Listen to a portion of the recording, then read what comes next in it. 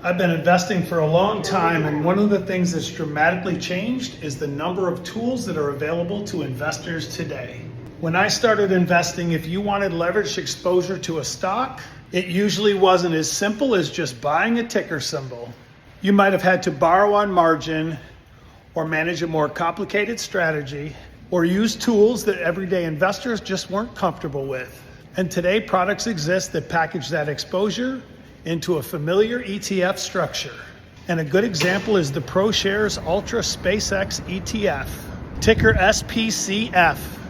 SPCF is designed to target 2x the daily returns of SpaceX minus fees and expenses. Instead of an investor having to borrow on margin themselves, the fund provides leveraged exposure through a single ETF that can be bought and sold in a brokerage account.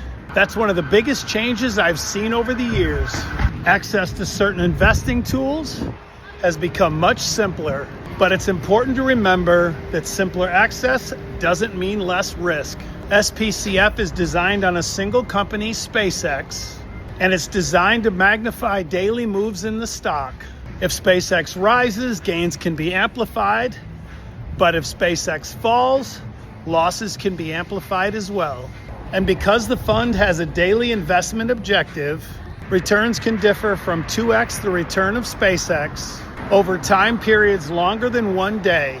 The point isn't that these products are right for everyone. It's that investors today have access to tools that simply weren't available to most people when I started investing. And as always, investors should understand their objectives and consider monitoring their investments in line with their goals and risk tolerance. So read the prospectus before investing. The objectives, risks, charges, and expenses are available at ProShares.com and link in my bio. This is education and not investment advice. Okay, so we have the plan. Let's go.